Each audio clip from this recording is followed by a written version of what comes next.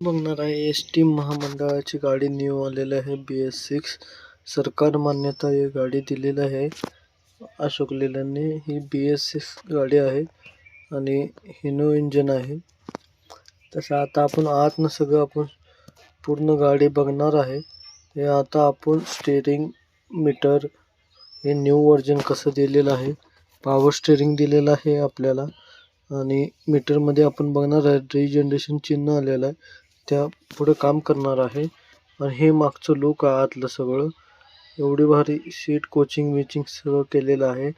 आम्ही आता पुढचा फ्रंट बाजू काच मोठी दिलेला आहे आपल्याला।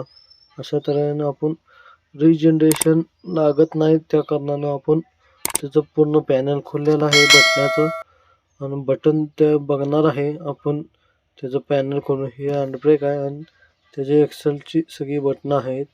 आपण बघणार आहे रिजनरेशनचं बटन का ऑपरेट होत नाही आणि रिजनरेशन का लागत नाही, त्या कारणानं रिजनरेशनचं हिरवं बटन आहे ते वरती आहे। त्या कंपनीनं चुकून मिस्टेक केली की सॉकेट जोडलं नाही कंपनीनं रिजनरेशनचं, आणि एक्झॉस्ट ब्रेक आणि इनहॅबिट हे 3 सॉकेट नाही जोडल्यामुळं आपलं रिजनरेशन होत नव्हतं। या कारणाने आपण हे पॅनल खोललेलं आहे।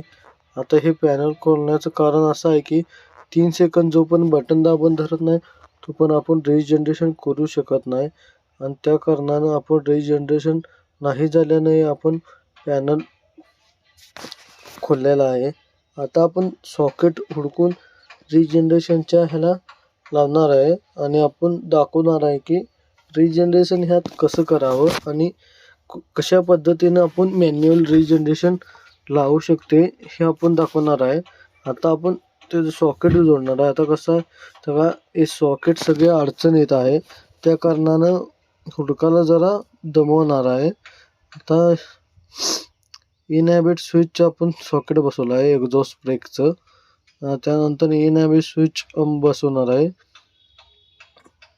आता एक्झॉस्ट ब्रेक हा निळा सॉकेट आहे फर्स्टवालं, आता ते बसवत आहे। आता रिजनरेशनचं आपण सॉकेट बसवणार आहे की आपल्याला रिजनरेशन कसं करायचं आहे आणि काय करायचं आहे।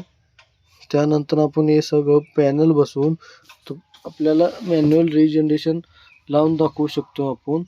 आता हे पॅनल कसं बसवायचं आणि काय बसवायचं सांगतो। हे आपलं हे पॅनल दिलेलं आहे ना, याच्यावर जेवढी बटणं आहेत ती सगळी ऑपरेट करायची आहेत। आता हे बटनाचं मी तुम्हाला सांगतो कसं कसं असतंय। वरती दिलेलं आहे बॅटरीचं बटन, आता आपलं बॅटरी कटआउट स्विच चालू करायचं बंद करायचं ते दिलेलं आहे।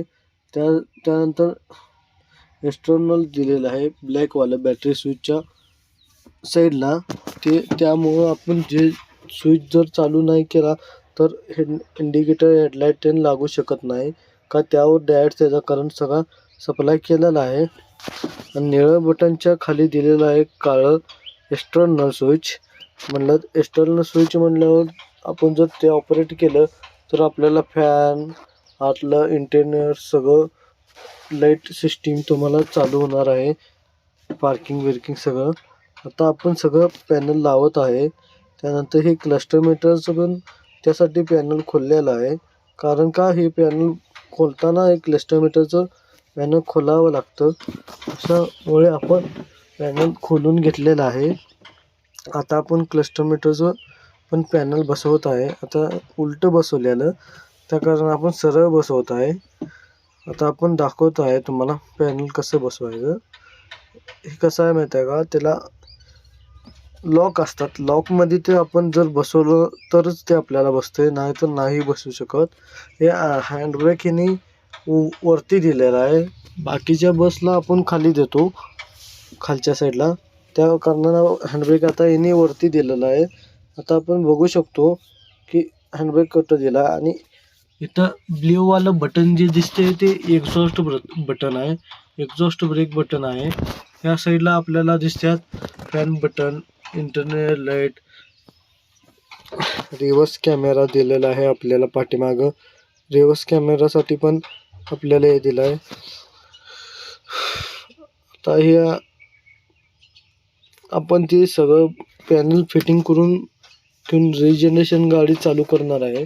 रिजनरेशन कसं चालू करायचं हे आपण तुम्हाला शिकवणार आहे. आता या प्रोसिजरमध्ये रिजनरेशनमध्ये काय काय कसं कसं करायला लागते ते आपण चेक करणार आहे. आता आपलं पॅनल बसून सगळं झालेलं आहे. आता आपण किल्ली चालू करत आहे.